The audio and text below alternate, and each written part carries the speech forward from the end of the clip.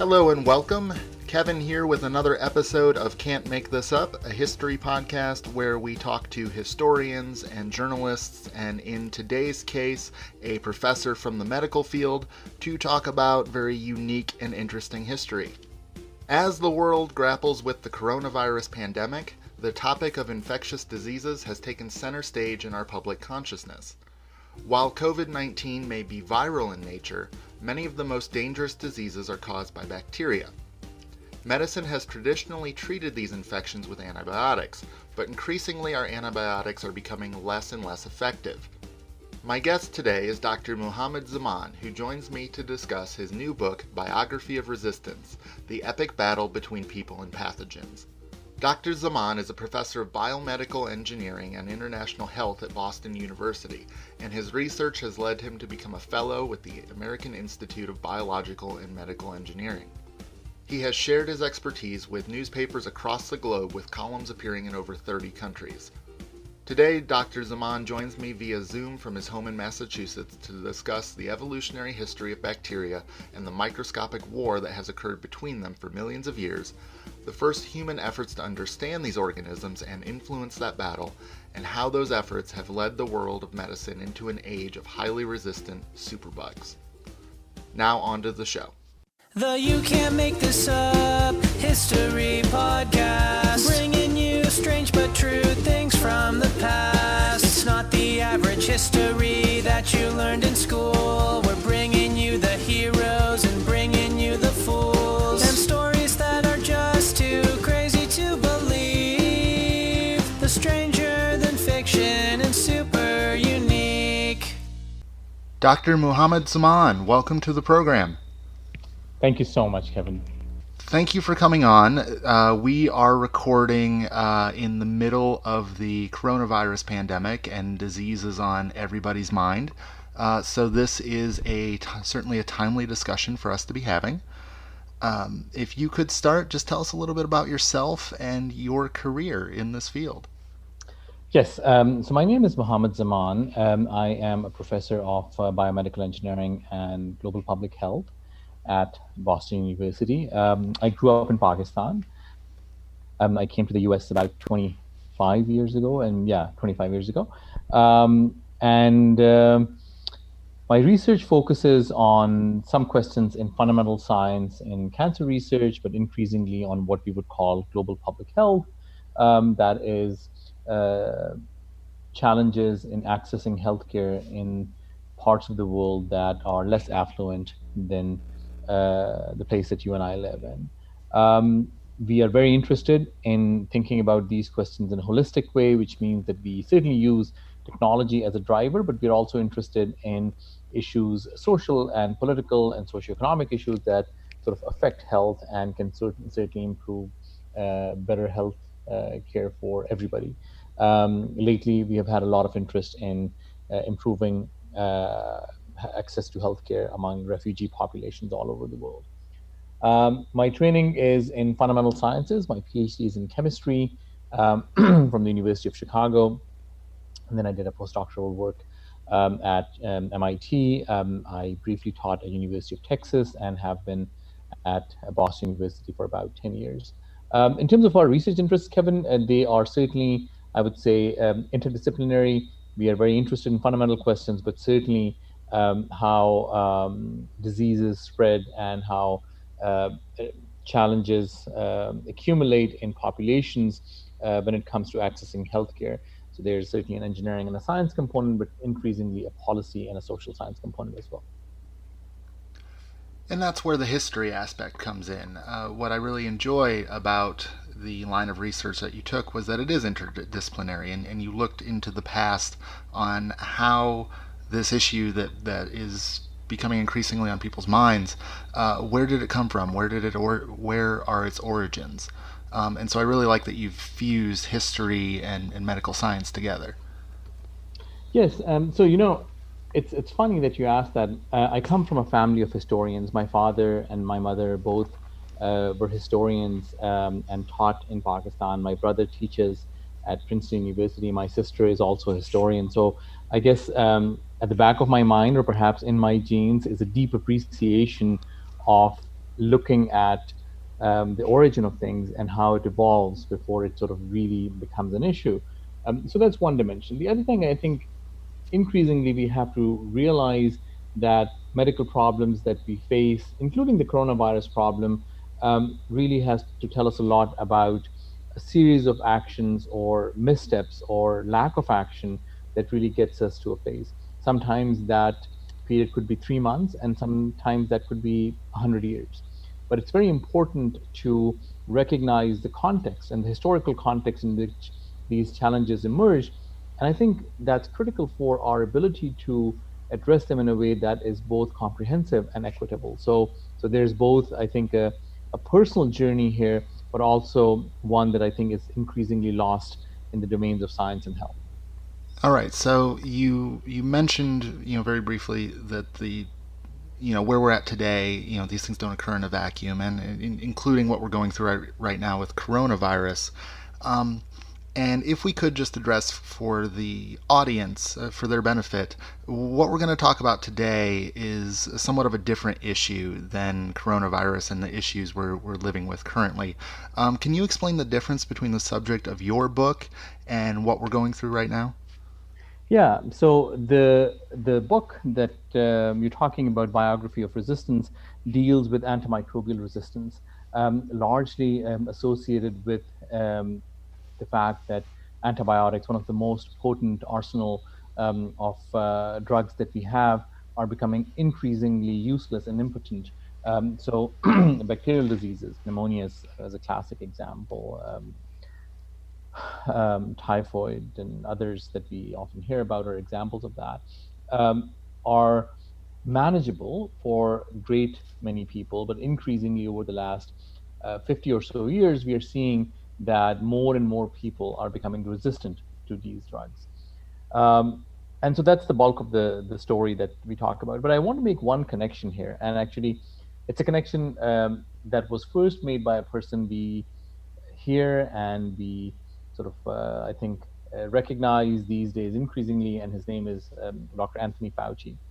In 2008, he published a rather provocative paper where he said that most of the people in the 1918 pandemic, the great influenza pandemic that killed about 50 million, perhaps more people, uh, actually died because of bacterial infection, not viral infections. What happened was, and it's a beautiful paper published in 2008 that I would encourage others to study as well.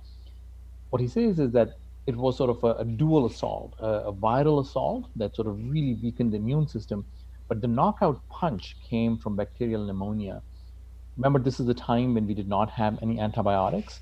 Mm-hmm. So it really became an issue where people were just unable to deal with this challenge. So while the focus of my book is antibiotics and bacterial diseases, there is an intimate connection, again, going back to history, but also somebody who has become a prominent and a highly respected voice in certainly in the United States, but also abroad.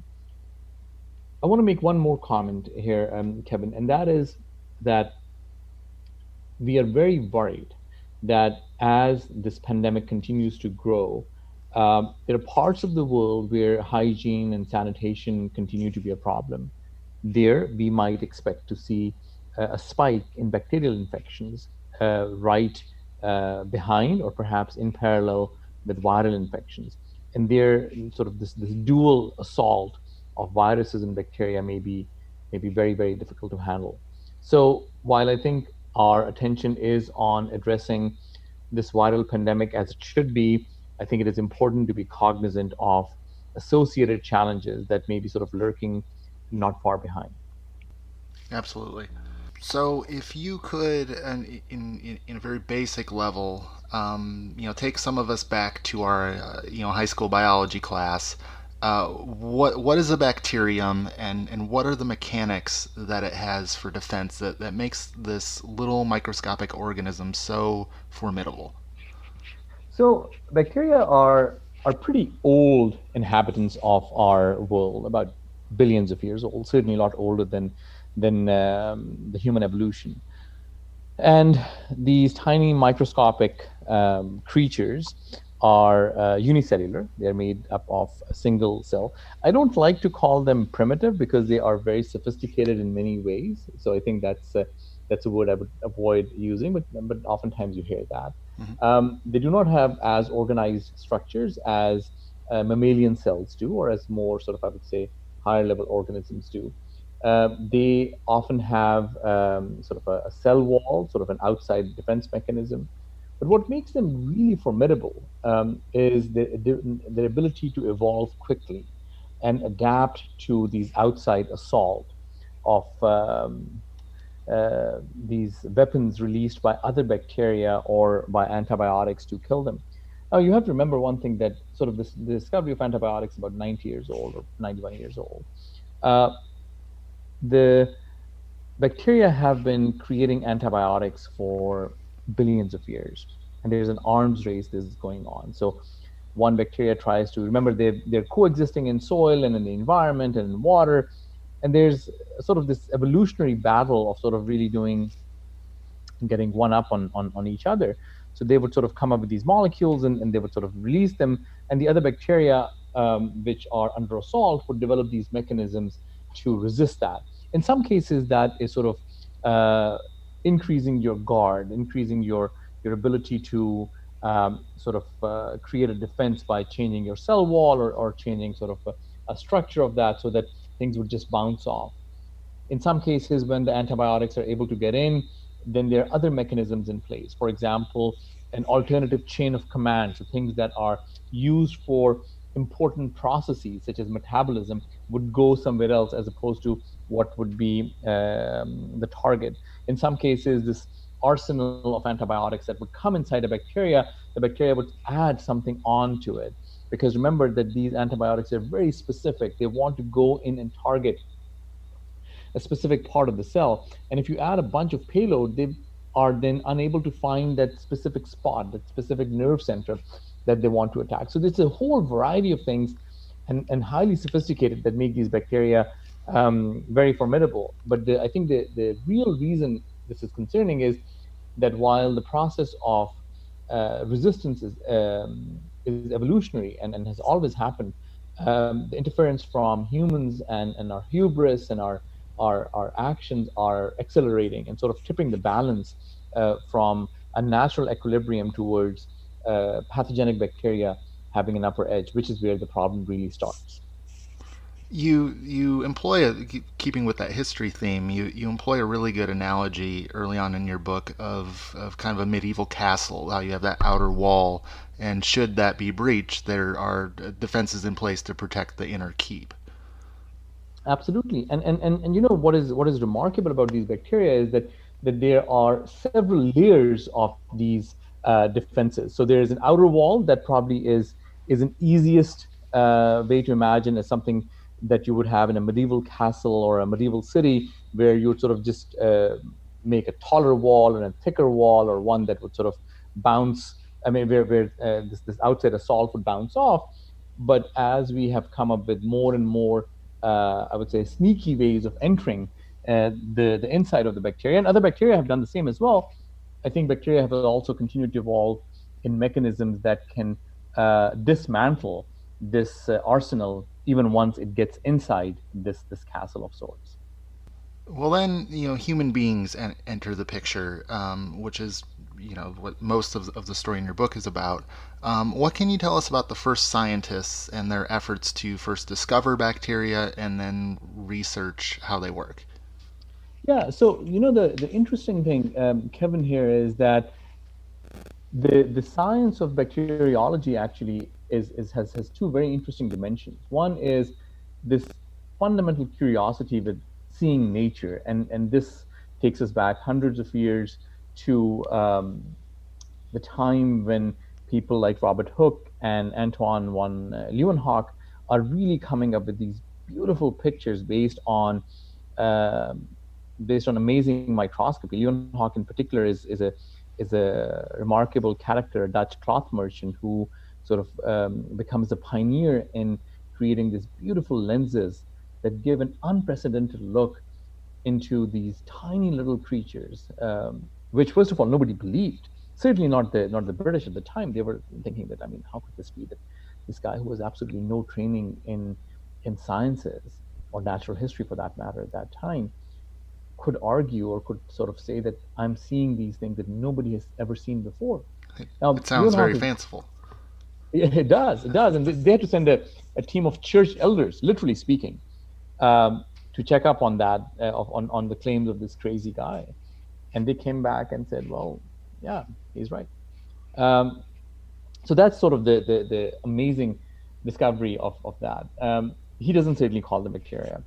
The real change happens about, I would say, 150 years ago, where this idea of germ theory comes along, and there are two competing claims of that. One is Robert Koch, the other one is Louis Pasteur.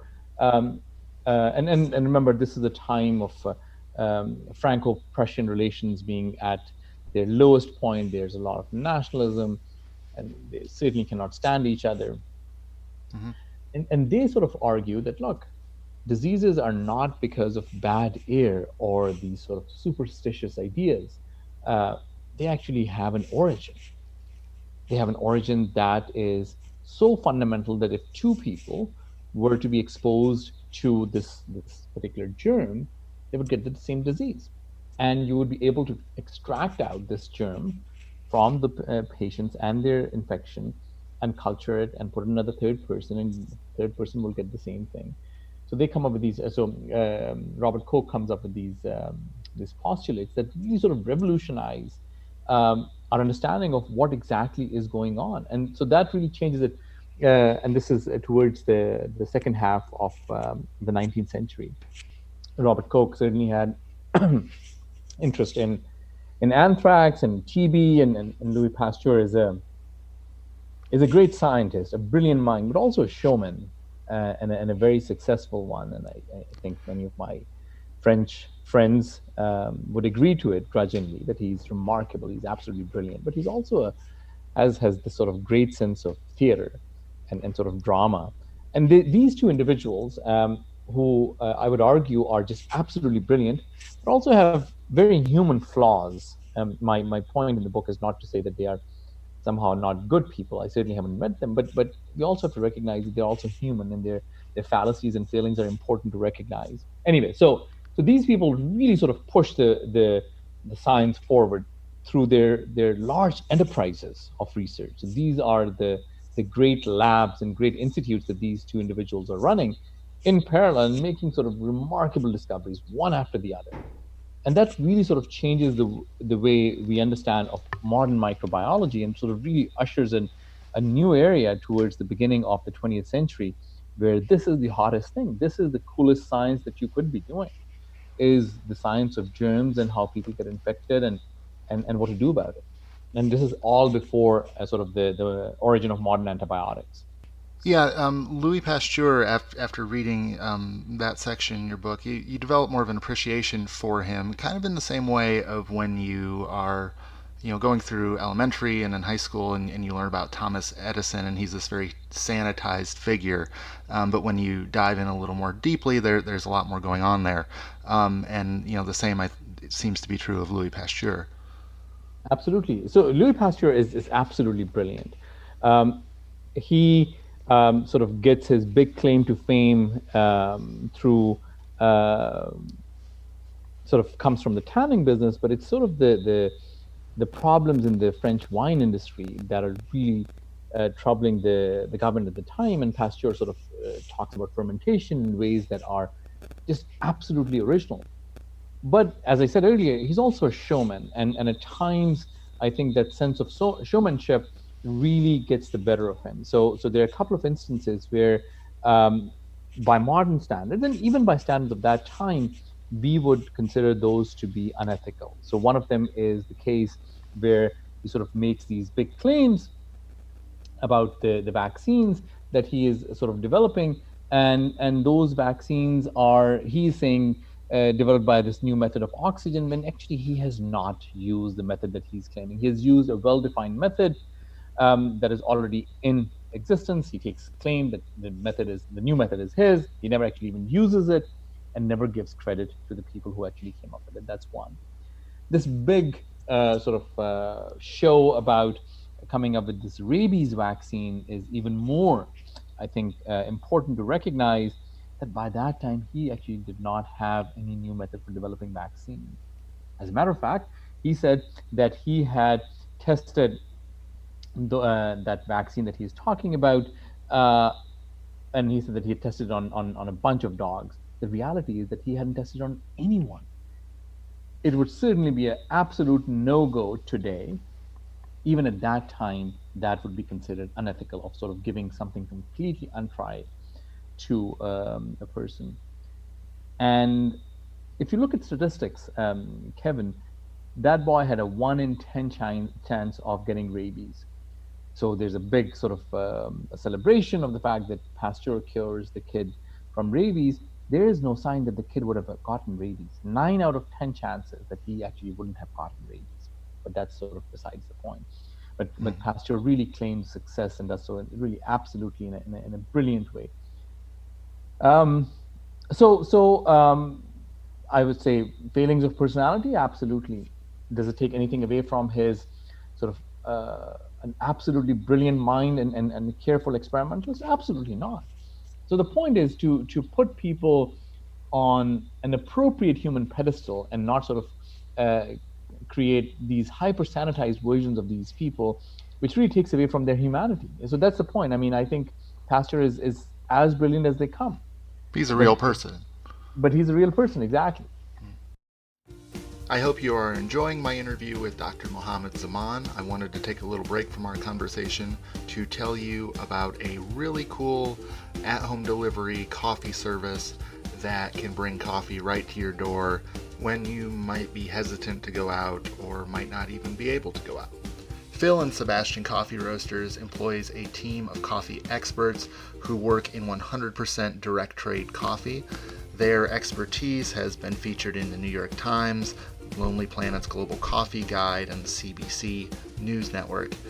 They have a subscription service that ships free to anywhere in the USA or Canada, and they allow you to build your own coffee profile. You can decide whether you like brighter, lighter, fruity coffees or darker, sweeter, bolder coffees, or you can leave it up to them and just go with roaster's choice. But you can get excellent coffee shop quality coffee delivered to your home on a monthly basis. If you'd like to check out Phil and Sebastian Coffee Roasters, check out the link I've provided for you in the description of this episode in your podcast app. Once you get your Phil and Sebastian coffee in the mail, you might want to add a little Irish cream and sit down and listen to this fellow podcast from the Straight Up Strange podcast network, Folklore on the Rocks.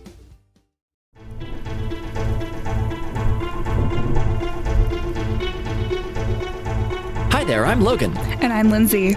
And we host the new podcast Folklore on the Rocks, where we talk about folklore and lesser-known creatures, cryptids, and monsters from around the world. So when we say lesser known, we mainly mean that we won't be covering creatures like Bigfoot or Nessie or Chupacabra, just because they're discussed so often, and the world just has so many other awesome options to draw from. Every 2 weeks, we will be diving deep into the legends and culture that surround a specific creature, and getting a little bit tipsy while we do so. But don't worry, we do our research sober. On the weeks in between, we're going to be narrating and discussing folktales. Some will be historical folklore from the regions that our creatures are from, and some will be modern folklore, such as no-sleeps and creepypastas. Ooh. You can find out more about us on our website, folkloreontherocks.com, on Facebook and Instagram at Folklore on the Rocks, on Twitter at Folklore Rocks. So grab a drink, join us, and come on, let's dig deep together.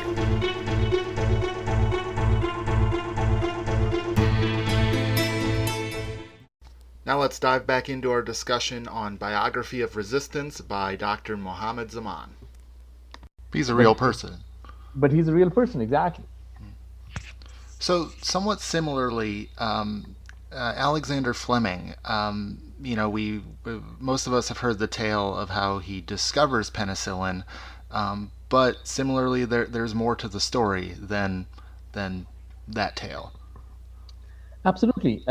Even that tale itself actually is a little thought-provoking. So the tale goes that Fleming is doing some experiments, is about to go on a vacation, leaves the window open, comes back and sees sort of the bacteria all dead because of the mold in an open window. First of all, that to a modern scientist should be quite concerning. That's actually quite sloppy to leave the window open and not check before you go. So let's get that straight. It doesn't give a good message. That serendipity is actually a little problematic, even at the very basic level. But if you look at the architecture of the room that he is in, it's very, very hard to leave that window open.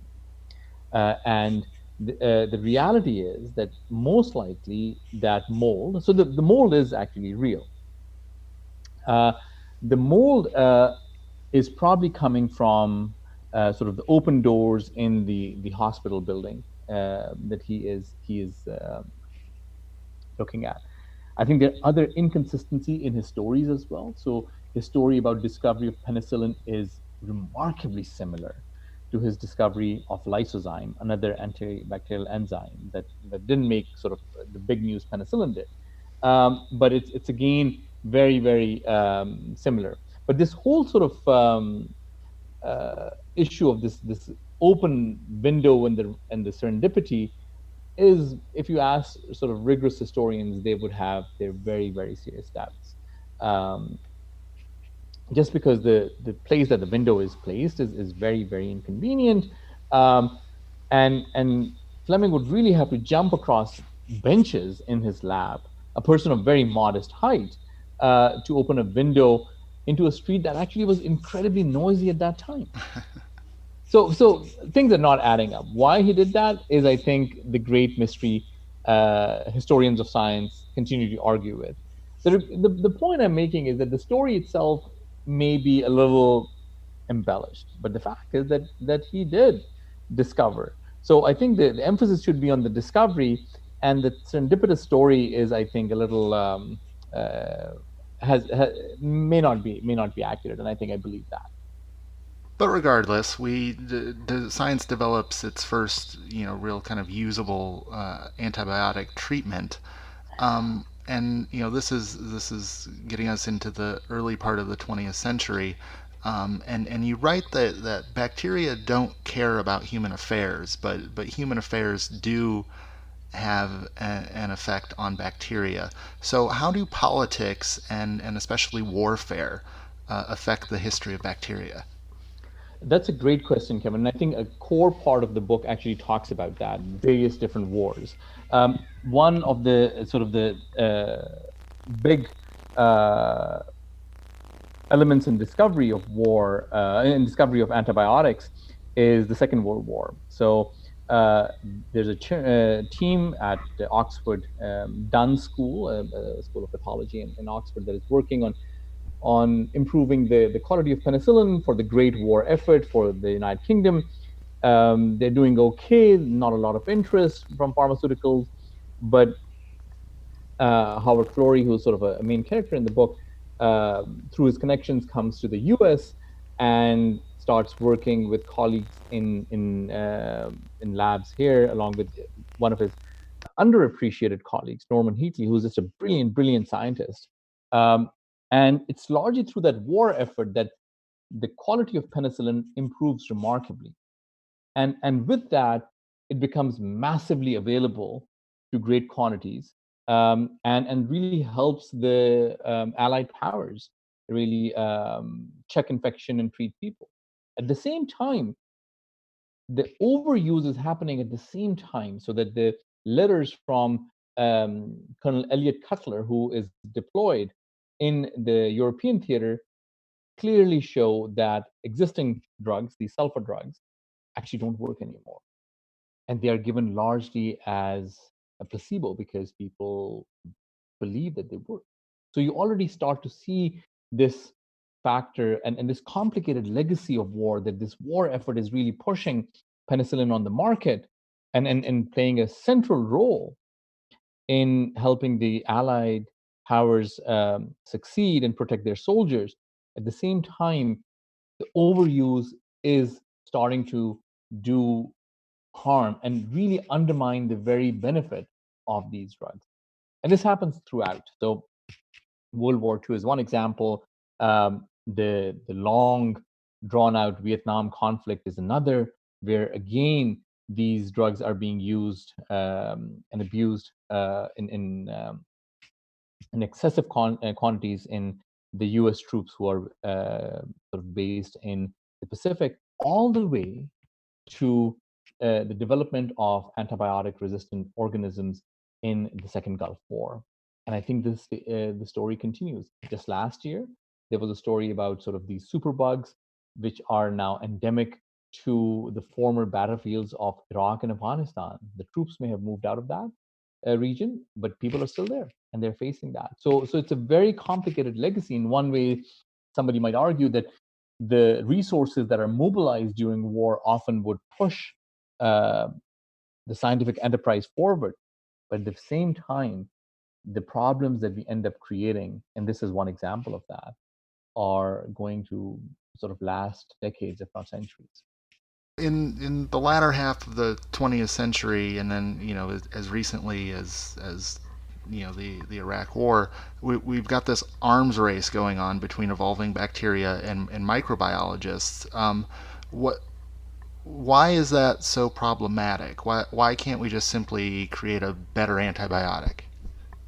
So that's a great question, Kevin. So there's several reasons. One, I think we have sort of the low-lying fruit of finding things in the soil has, I think we've exhausted, I wouldn't say exhausted, but we certainly have the low-lying fruit we have sort of picked. I think we need more, and the cost of doing research has gone up. But there are other factors as well. One of them, which I think is underappreciated, is the economics of the whole thing. So think of it this way. If you are a CEO of a large pharmaceutical company and you have two options, you have an option to invest in an antibiotic, which people will take 5 or 10 days, and there is a very real risk that it will become resistant. Or you invest in cancer drugs or drugs for neurological disorders, which people will take every day. The chances of resistance are few, and the economic returns are at least 1,000 to 10,000 times better. Well, it's very obvious what direction most pharmaceutical companies will go into. Increasingly, we see pharma companies sort of getting out of this business of antibiotics because it's just not economically viable. So that's one reason. The second reason is also economic, but important to think about. If you were to spend all this energy and really say, okay, I'm going to do this for public good, and certainly this is important, and here is my new blockbuster antibiotic, and the government will say, well, Kevin, great job. We want to use this antibiotic, but only sparing, only in exceptional cases. We don't want you to sort of sell it openly or to be able to sort of use it regularly because it's very special and we want to sort of reserve it. So again, there is that huge disincentive. At the same time, we are seeing decreasing number of people going in infectious diseases. I think it's going to change post coronavirus, but if you were to talk to sort of colleagues in the clinical side of research, they'll say that infectious diseases are not what most new physicians want to work on. They would want to work on cancer, perhaps surgery, sort of mental health or other things. Infectious disease is pretty low on their priority list. So there are these factors happening at the same time. And then on top of this, there's this challenge from the part of the world that I grew up in. Antibiotics are not regulated at all. I could go into a pharmacy today in Pakistan and perhaps dozens, maybe tens of countries, and get any antibiotic I want over the counter.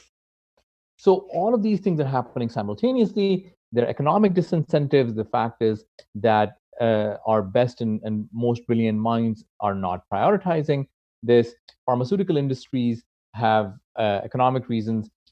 Resistance is developing fast because of behavior. And then agriculture here in the United States, in China, in India, large producing countries, has used antibiotics excessively, despite strong evidence that this is a terrible thing to do.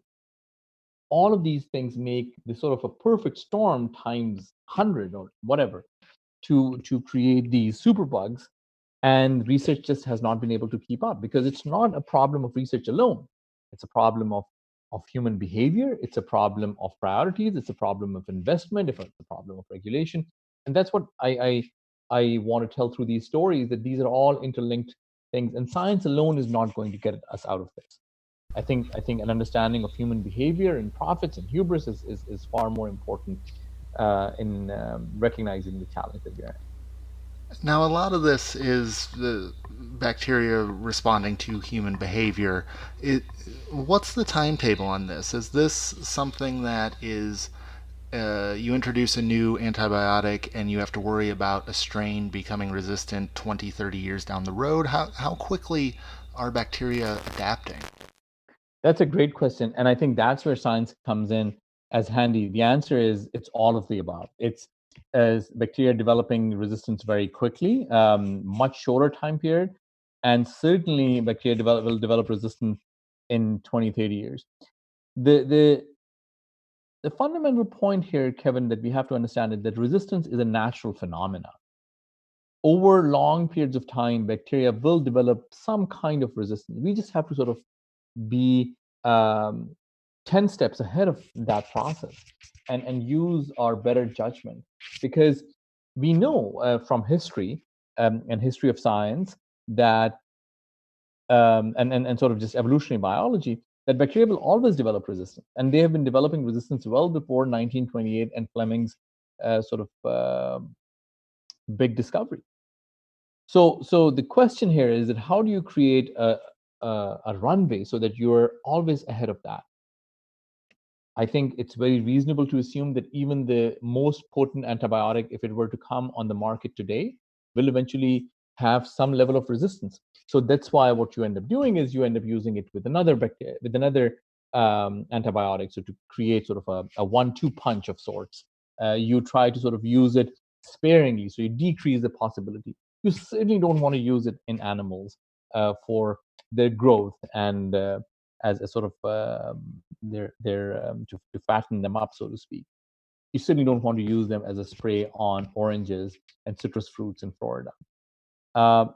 So it's a combination of that. How fast does it develop? I think it depends greatly on the bacteria, on the mechanism. But I think knowing this apocalyptic sort of scenario, that eventually anything that we come up with is likely to be bounced off of bacteria or thrown out of the bacterial cell because of resistance, I think it's quite reasonable to assume that. Kind of the nerd analogy going through my mind at the moment is if you watch Star Trek, the race of the Borg, who are constantly adapting to whatever you do to them. I think that's actually quite apt. I would agree with that. And you know, this is that equilibrium that we have to think about. And one of the things that I think is important, and this was a big issue in the 60s and 70s, where bacteria were the enemy. All bacteria were just bad, and you would sort of want to kill all of them. Now we have realized that actually that's quite problematic and very misleading. What we want to do is we want to have a nuanced approach.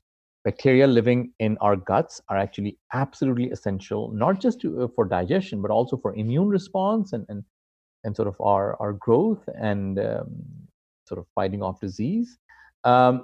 You would go to the grocery store and find probiotic bacteria, not antibiotic, but probiotic things in there to promote good bacteria, right? So we have to be more nuanced and think about it. So I think the arms race of sorts here has to be more subtle and more nuanced, as opposed to sort of trying to wipe out all bacteria from the planet. That just would be an absolutely disastrous thing. There's a temptation to want to think about this as, a problem of overprescription, and that would be more of a Western healthcare problem.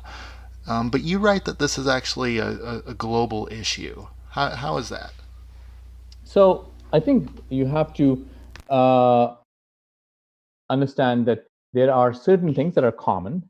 Overprescription may exist in different forms. So overprescription may exist in the form that your primary care physician is under pressure to give you antibiotics and is worried that if he or she didn't give you an antibiotic when you felt that you needed one, you may end up going to a different primary care physician. And that is a phenomena that you see here in the US and many other developed nations. A similar kind of phenomena exists in developing countries where people want to take it quickly. Now they just have more and easier access to it. So that's one dimension.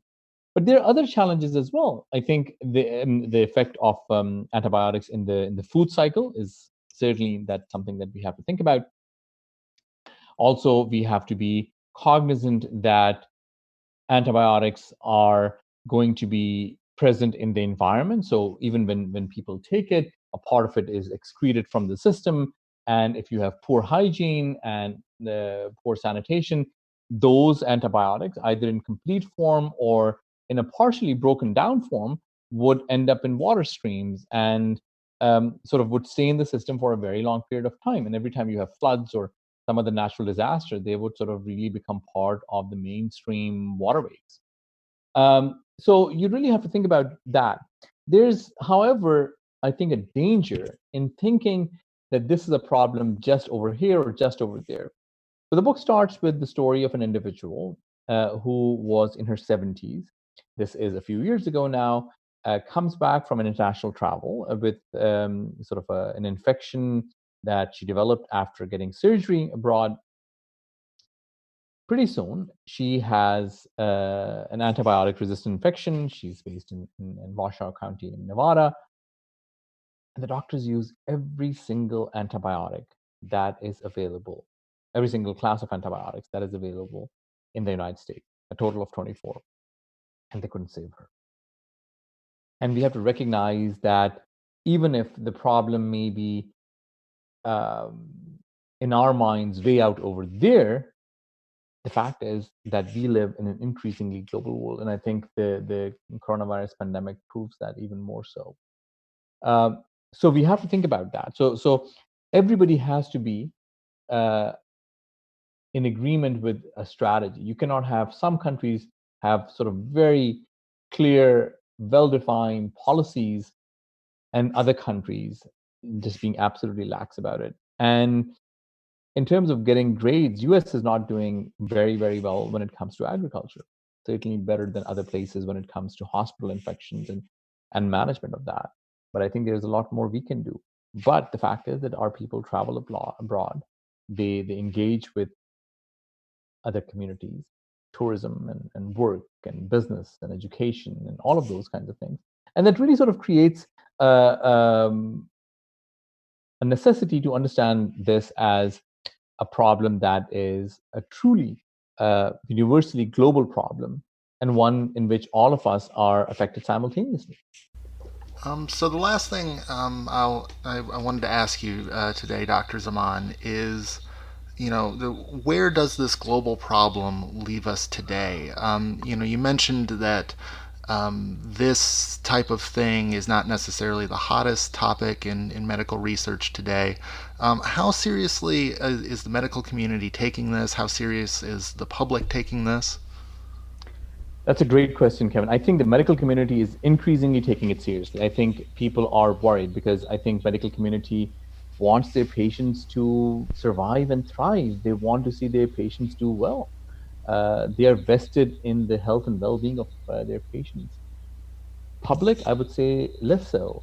And I think part of the reason writing the book is some of our own research in this area and developing a deeper appreciation of where the problem comes from, but also a public awareness of sorts that allows us to really think that we are really not very far from falling off this cliff where routine surgeries and C-sections for delivery and basic hospital procedures could be really could become very complicated. And that would be a just awful world to be in, where we would live in a pre-antibiotic era or an era where people would die of normal infections. And I think it is very real. There are all sorts of estimates, some saying tens of millions in by 2050, some saying a little bit more, a little bit less. But the exact number of people dying is not the point here. The point is that we will end up in a situation where our healthcare would become so much more complicated that it will affect people in a terrible way. And as always, those who are on the lower end of socioeconomic spectrum, people who already have have been marginalized, will be hit the hardest. And our tremendous gains over the last century in increasing the longevity of life and the quality of life and our ability to ward off infection, they'll sort of really sort of undermine those. So I think if anything, when I was writing this book, I, of course, as you would imagine, had no idea about the coronavirus pandemic. But I hope that this gives us an opportunity to really deeply reflect on our public health challenges and increase both intellectual investment and real financial investment in improving our ability to live a healthier and a happier life for everyone, regardless of where they live and how much they earn, what they look like, or any other discriminatory factors that we may have in our society. So that's my hope, and I think it is well within grasp. So I end up when I finish the book, I felt that there is hope and there is a sense of optimism, but that optimism is predicated on our ability to understand and recognize the challenge. And status quo and sort of continuing on the same path that we have continued on for the last 30, 40 years, I think is going to be quite problematic. Very good. I'm glad that we can end on a little bit of optimism and reason to hope. But this is a dire issue that you raise in the book. But I'm glad there is reason to hope that we can engage and overcome it in the future. I hope so too. So this has been an incredibly fascinating discussion. Again, your book is Biography of Resistance: The Epic Battle Between People and Pathogens. If someone wanted to learn more about this, and there is a lot more detail in the book that we weren't able to cover in our time together, where can they go to pick up a copy of the book or learn more about you and your research?